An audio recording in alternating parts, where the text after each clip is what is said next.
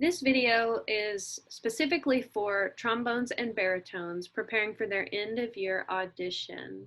Remember that recording number 1 is going to be a major and a chromatic scale. For you, that's the concert F major scale. And your chromatic scale is going to start on that same pitch on concert F. Recording number 2 is your prepared piece. Remember that you must perform all measures of the song, and the goal tempo is 120 beats per minute. Pay attention for key, accidentals, unusual rhythms, articulations, dynamics, style, etc.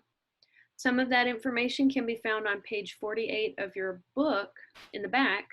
And if it's not, just take your time and go back through Essential Elements Book 1 to look for some of those items like triplets, syncopation, accidentals, and that will help guide you in working up this piece without me. A couple notes on the right side of the screen. Remember, this is only 6th and 7th grade students. 8th graders, you've been given a pass this year. The scales can be sent separately. I don't want you guys to stress about trying to send a major and a chromatic back to back in the same video or audio. So just take a couple tries of the major, a couple tries of the chromatic separately, and just send them to me as you're able. I'm not really worried about them being played back to back. That's not really an expectation that I have. I just want to hear your ability to perform each of these types of scales. The scales are going to be due now by May 10th, and the prepared piece is going to be due by May 24th. I've pushed these items back a little bit to give you some more time, and I realize I didn't need as much time this year because of not having all the after school rehearsals that I normally would. So you're going to have a little bit more time to rehearse and play along with these videos. So with that, let's get into your practice session. Let's take a look at a few items on the screen in SmartMusic before we get started. Now I have this set for guitar just for demonstration purposes. This is not any of your scales. This is just an example. So when you pull up any song or these scales, you're automatically set on the track section that has accompaniment, mic part, the metronome. There is no accompaniment. There's no background music. So that is grayed out. You can't do it right now. Here's the tempo, and you can change that up and down. You can reset it back to the default. There's a tuner built in, so if your mic is working, you can tune yourself with your instrument. You can toggle this on and off if you would like it out of your way. This button right here checks your microphone settings. This plays the track in front of you. This records you playing along and gives you feedback, which I have just done here. And once you've recorded yourself the first time, then this button will light up with the blue play button and the little red record button. And this is where you can play it back and you can listen to yourself perform. And you can see the red, yellow, and green feedback. Now, if I was going to submit this as a pass off, I would come over here to my takes. And you can see right here, here's the one I just did. And I got a 95% on it. You have the options to delete it or save it to your computer, and this is the area. Assessment, you can turn that off so it's less distracting if that bothers you. You can adjust the tolerance. So, oh look, I made a 100, yay. JK, I made a 95.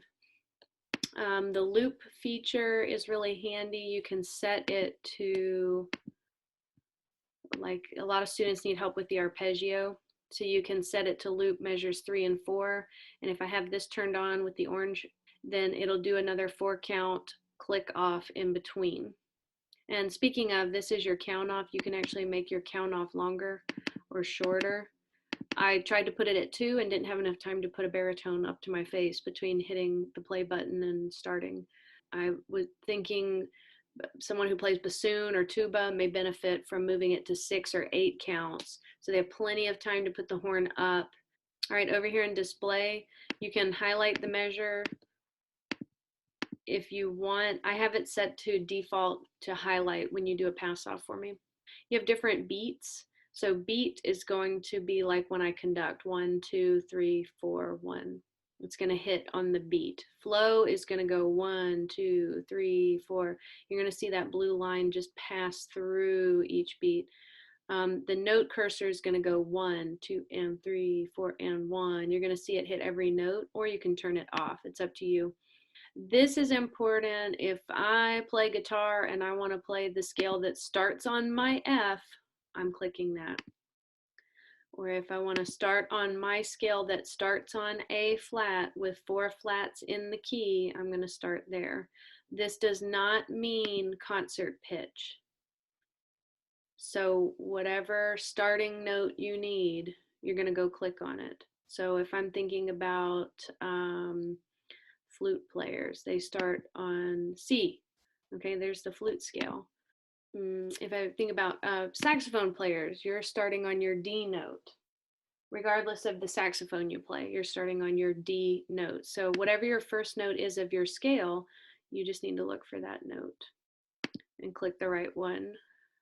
So I'll go back to tracks. Okay, this portion is going to cover trombones and baritones because you read the same notes, you read the same octave on your instrument, but when we talk about articulation, it's a little different. So remember that when you start your scales, you're going to tongue up and slur down. That's the general statement to all wind players. So for baritone players, ta, ta, ta, ta, ta, ta, ta, ta, ah. You keep your tongue out of the way all the way down on any descending pattern.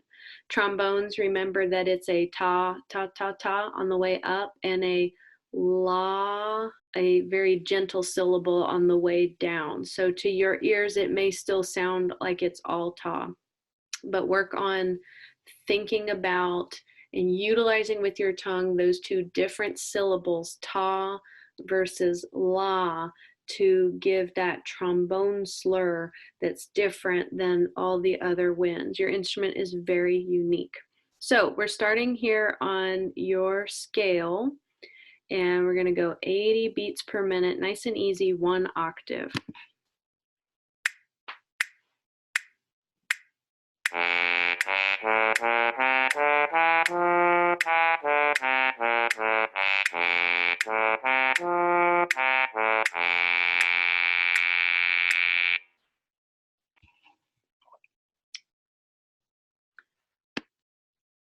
Okay, so we're going to go nice and easy on your part, 1 octave.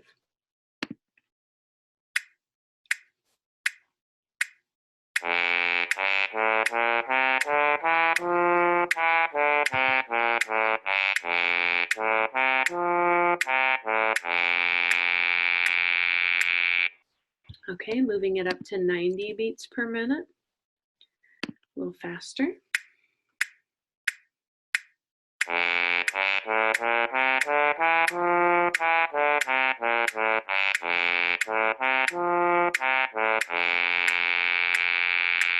And that last note, when you play it, shoot for a half note. I don't need to hear a long whole note at the end of that. You want to save a little bit of time, so just play a half note. All right, here's what I consider up to tempo, 100 beats per minute.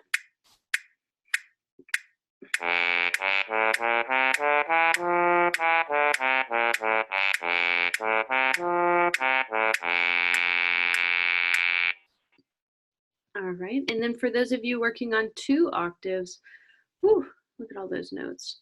And I know some of you, I can think of a couple of you off the top of my head who can hit those notes these days. So hopefully there's a handful, I mean, all of you advanced members in concert and symphonic, but even some beginners I know that are getting up there in that range on trombones and baritones. So let's practice through this one nice and easy, 80 beats per minute. Remember to tongue up, slur down.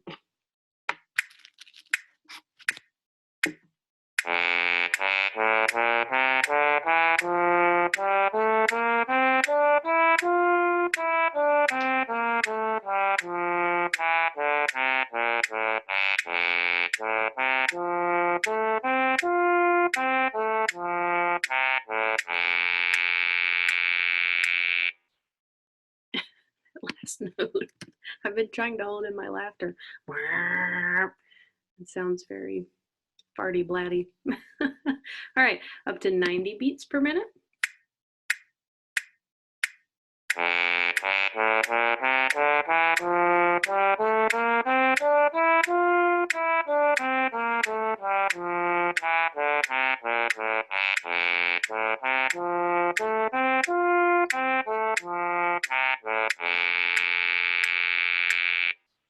All right, and we're reaching for 100, but if you can't play it cleanly at 100, don't send an audition like that. You want cleanliness over quantity, quality over quantity. So play the tempo that's right for you, but the goal each year is that I want to be able to play my scales at about 100 beats per minute. That's a good goal for middle school players.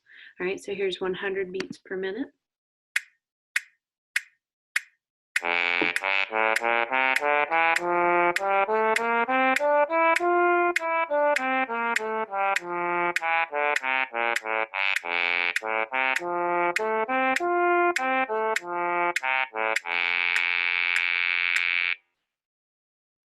All right, let's move on to your chromatic scale now. So here's a 1 octave chromatic scale, and they've put it in 3/4 time, which causes you to finish on the long note on the downbeat. So it was an interesting choice, but I do like that. Notice on the way up, you're looking at sharps and natural signs, and on the way down, you're playing either in the key or looking at flats. I think that's important as a band director, that you become accustomed to looking at inharmonic notes, that you can read a G sharp and an A flat and recognize they are the same note. Now you may need to go to your fingering chart in the back of your book to make sense of that, but if you look, you'll see on the bottom line, you'll see these notes together with the same position, with the same fingering.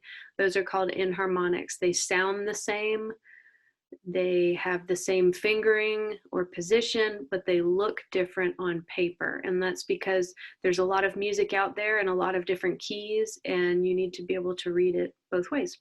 So here's the 1 octave, 80 beats per minute chromatic.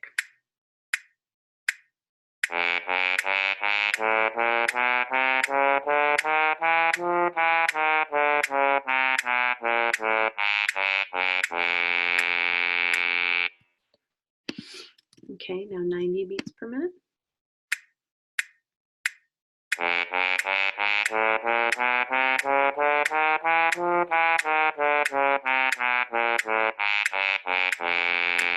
All right, and then 100 beats per minute. So pretty quick. I don't expect all my band students to be able to do this. This is a goal. This is a springtime goal that we would be working towards in class. I know that my symphonic students could play it this quick, but they've been at this for a little while longer, for 2 to 3 years of playing a band instrument. So for you younger members, this is a goal. This is something we're working on. Okay, here's 100 beats per minute.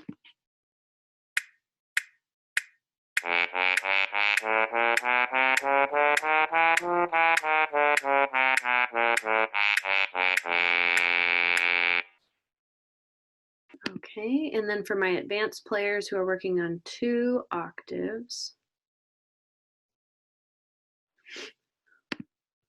again, let me turn that down just a little bit so it's not so blatty. Okay, so 80 beats per minute, slowed back a little bit, hitting all those notes in 2 octaves.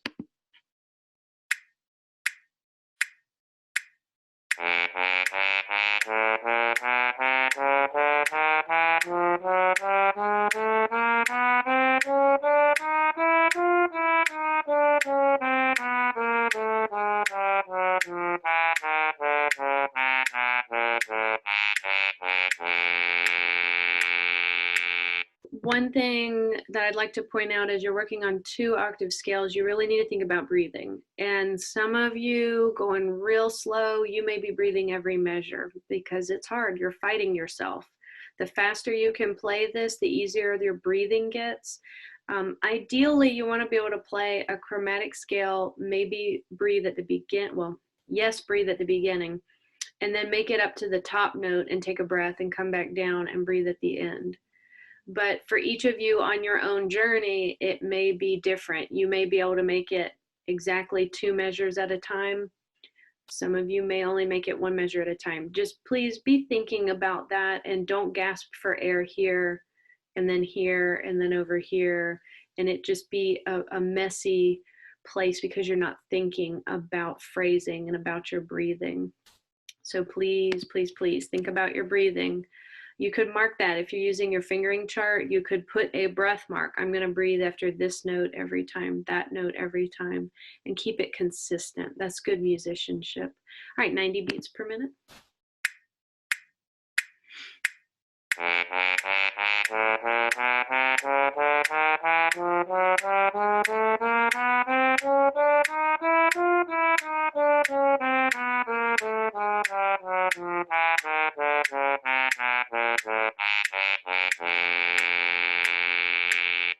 Okay, and then pretty quick, up to 100 beats per minute.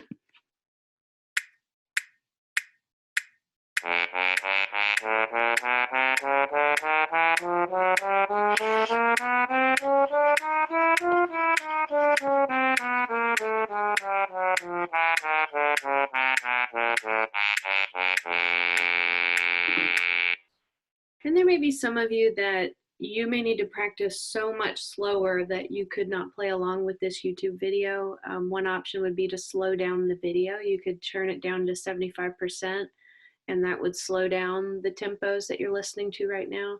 Another option is you're looking at the music in front of you. Maybe listen to it one time to make sure you're hitting the right pitches, the right partials, and then set your own metronome. Set it to 50 or 60, a little bit slower. Or you could use the loop function in here and just set it up to repeat just 1 measure at a time. And you could just focus on those 8 notes right there, and then those 8 notes right there. So hopefully those are some options for you on how you can practice, how you can get at this to improve and have a good solid pass off that's a decent tempo. All right, let's move on to the end of your audition piece. I'm just going to let this play out at a slower tempo at 110 and then up to tempo at 120. So here is that piece at 110.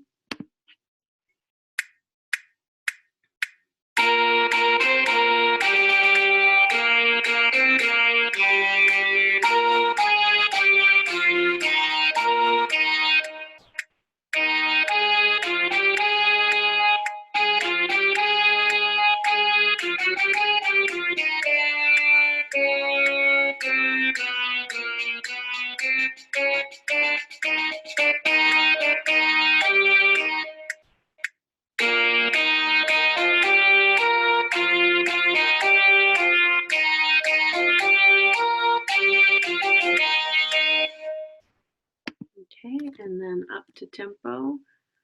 Hopefully some of you are getting there by now. You've had a little while to practice this.